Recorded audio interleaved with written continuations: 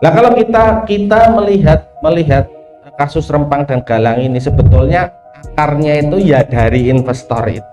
Tidak ada investor yang tidak kapitalis, itu tidak ada. Investor itu kalau sekarang ini ya, saya mengatakan itu wajah lain dari kapitalis.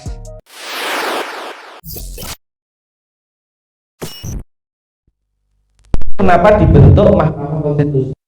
Ketika ada sebuah produk peraturan perundangan atau kebijakan yang bertentangan dengan konstitusi, bertentangan dengan undang-undang, maka akan di judicial review, akan diuji, kemudian dibatalkan kalau terbukti itu bertentangan dengan undang-undang. Ini undang-undang dasar konstitusi yang paling basis itu sudah mengatakan seperti itu. Lalu penjelasannya seperti apa?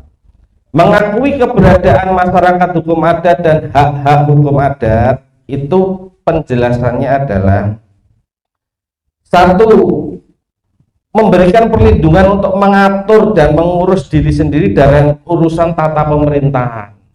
Artinya di dalam masyarakat adat tersebut diberikan semacam otonomi hukum termasuk pemerintahan dalam mengatur pemerintahan di dalam otonomi itu. Kemudian kedua, hak untuk menguasai tanah dan kekayaan alam yang terkandung di dalamnya. Jadi itu segala kekayaan alam yang terkandung di dalamnya itu milik masyarakat adat. Fungsi negara apa? Fungsi negara adalah membantu supaya kekayaan alam itu dapat dinikmati oleh masyarakat adat tersebut. Jadi taruhlah di situ ada emas, ini masyarakat adatnya nggak tahu nih bagaimana nih ngambil emasnya, ya negara bantu ambil emas di situ. Terus hasilnya untuk siapa? Ya untuk masyarakatnya situ. Bukan untuk orang asing, apalagi dikuasai oleh negara kemudian dijual ke investor tuh. Bukan seperti itu. Kemudian juga hak individual atas tanah tersebut. Jadi yang namanya tanah adat itu nggak boleh dijual. Nah, aturan ini ya, apalagi kalau kita sudah membahas hak ulayat, aturan ini itu aturan yang paling dasar, sehingga aturan ini harus dipatuhi. Itu dulu pernah ada, itu saya lihat cuplikan film itu, Presiden Jokowi sempat bilang gini, kalau ada investasi yang nanti berbenturan dengan masyarakat adat, berikan konsesi tersebut kepada masyarakat adat. Pernah lihat ya?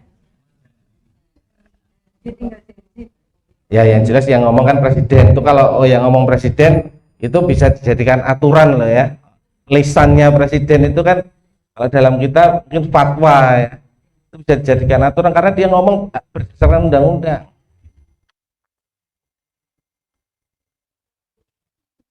Rempang dan Galang kalau kita analisa lagi itu juga merupakan hak ulayat. Hak ulayat kalau Kepala BPN, peraturan Kepala BPN nomor 5 tahun 99 itu mengatakan hak ulayat atau yang serupa dari itu adalah kewenangan menurut hukum adat yang dipunyai oleh masyarakat adat.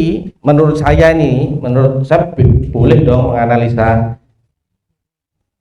segala hak yang muncul di dalam kasus Rempang dan Galang, termasuk itu ada HPL, HGU dan lainnya, itu menurut saya batal demi hukum. Iya, tapi kenapa Pak bisa muncul? Wah, itu kalau hanya produk-produk kebijakan lokal seperti itu kenapa bisa muncul? Itu mudah sekali. Jadi kenapa para investor itu bisa selangkah lebih di depan dari hukum? Karena yang membiayai lahirnya hukum itu ya investor itu. Jadi sebelum mereka keluar uang, yang diurus apanya? Legalitasnya. Disertasi saya itu berkenaan dengan konflik masyarakat adat Samin dengan semen Gresik di Pegunungan Kendeng sana. Jadi saya itu ke puncak Pegunungan Kendeng ketemu sama cucunya Mbah Samin sendiri. Ganjar Pranowo itu menerbitkan surat keputusan gubernur yang kemudian dibatalkan oleh putusan PK. Itu dia menerbitkan surat lagi, surat gubernur susulannya itu. Di dalam surat gubernur yang baru itu, Ganjar Pranowo tidak menyebutkan bahwa surat gubernur yang lama itu batal karena putusan PK. Makanya ketika Ganjar Pranowo itu nyapres, wah itu teman-teman di Kendeng sana suaranya jelek sekali. Ganjar Pranowo sampai sekarang, nah ini juga bisa jadi indikator. Kalau Anda memilih presiden yang pembelaannya terhadap masyarakat adat atau sumber daya alam itu ternyata lebih berpihak kepada investor, itu baru sekelas gubernur ya. Tapi nanti kalau sudah presiden bisa kemana-mana, itu nanti bisa lebih luas lagi. Loh ini penelitian saya punya dasar ngomong kayak gini, disertasi saya, dan itu sudah di makanya kembali lagi kasus Rempang dan Galang ini menurut saya secara legalitas itu harusnya batal semua itu. Terus bagaimana? Kenapa kok bisa sampai terbit HGU, HPL dan lain-lain? Ya karena ketidaktahuan masyarakat itu. Masyarakat itu kan tahunya dia sudah hidup di situ, birokratnya menerbitkan aturan-aturan yang menyebabkan akhirnya mereka direlokasi. Tidak ada sosialisasi dan lain-lain. Itu pandangan saya soal dari segi konstitusinya ya. Sekarang saya coba melihat dari, sebetulnya saya bukan ekonom, tapi membaca dari undang-undang penanaman modal asing. Investor di Indonesia itu dilindungi oleh undang-undang penanaman modal asing. Jadi negara itu memperbolehkan investor untuk menanamkan modalnya di Indonesia. Itu kemarin Presiden Jokowi menerbitkan Kepres nomor berapa itu saya lupa. Itu hak konsesi hutan itu diberikan 95 tahun dan bisa diperpanjang lagi 95 tahun. Itu berapa keturunan itu untuk mengelola hutan itu? Triliun untuk proyeknya itu. Maka kita harus menghimbau kepada pemerintah untuk lebih berhati-hati dalam menerima investor. Investor itu sebetulnya, investor itu kalau sekarang ini ya, saya mengatakan itu wajah lain dari kapitalis. Tidak ada investor yang tidak kapitalis, itu tidak ada. Semuanya kapitalis investor itu. Sedangkan kapitalis itu ketika menanamkan modalnya di Indonesia, di sebuah wilayah, itu antara keuntungan yang dia dapat dengan kesejahteraan masyarakat yang ada di wilayah tersebut berapa banding berapa? 70 banding 30. 70% keuntungan untuk saya, kamu 30% saja. Di situ. Artinya apa? Artinya yang namanya investor itu nggak mungkin mau keluar uangnya kalau dia tidak mendapatkan keuntungan yang sebesar-besarnya. Itu prinsip ekonomi di sini. Kalau ada yang, saya sempat kemarin di komentar Facebook itu komentari teman saya yang ekonom UGM. Itu kalau ekonomi kapital itu keuntungan maksimal atau kesejahteraan masyarakat. Wah, itu kalau prinsip ekonomi sangat berbeda pada ini. Loh, kenapa kok kita perlu investor? Ya kalau kita membaca undang-undangnya ya kalimatnya bagus sekali ya, untuk pertumbuhan ekonomi nasional dan lain-lain. Tapi kalau kita menggunakan, kita ini kan negara kaya nih, emas di Freeport aja udah berapa dan lain-lain. Ya perilaku korup pejabat-pejabat itu. Kalau SDA, sumber daya alam kita diolah untuk memakmurkan rakyat, tidak ada perlu investor itu. Kita sudah punya modal. Tapi karena investor itu bisa masuk untuk mengelola, dari situ nanti birokrat dapat uang dan lain-lain, ya berjalan. Itu sudah dari lama, presiden yang lama itu. Jadi kita tinggal mengalami jelek-jeleknya saja, ini akibat-akibatnya saja. Maka di situ kalau kita berbicara soal Rempang, Galang itu kebanyakan memang secara historis Islam ada di situ. Islam sangat mendominasi suku tersebut. Kenapa saya kok lebih condong ke masyarakat adat? Itu dulu, ini Ustadz Muzalian pasti beliau lebih paham. Masuknya Islam ke Indonesia itu kan melalui sebuah media masyarakat. Kemudian dari media masyarakat tersebut bisa tumbuh Islam. Itu melalui masyarakat adat. Jadi utusan-utusan dagang yang itu kemudian menyebarkan misi-misi keagamaan, itu bisa misi keagamaan tersebut, doktrin-doktrin agama tersebut bisa tumbuh subur karena apa? Ya karena masyarakat adat itu.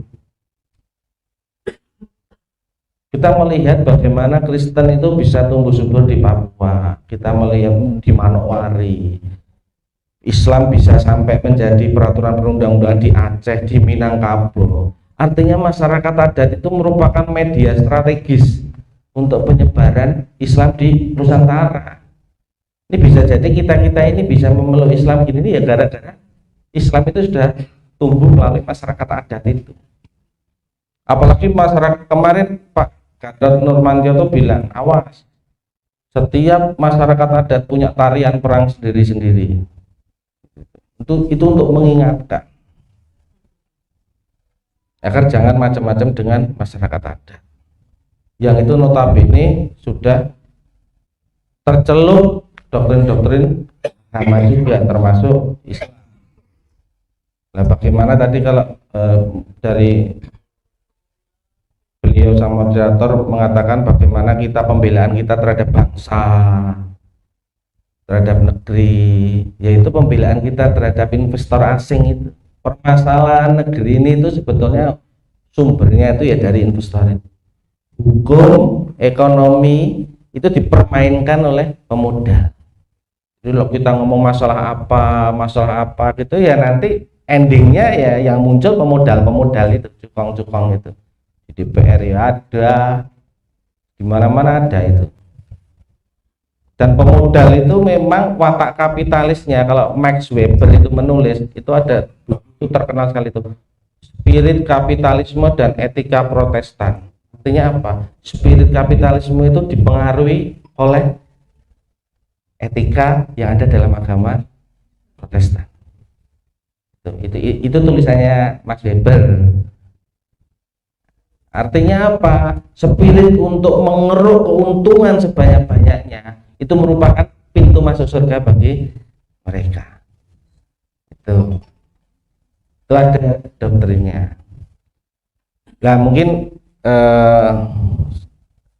sedikit itu saja yang bisa saya sampaikan.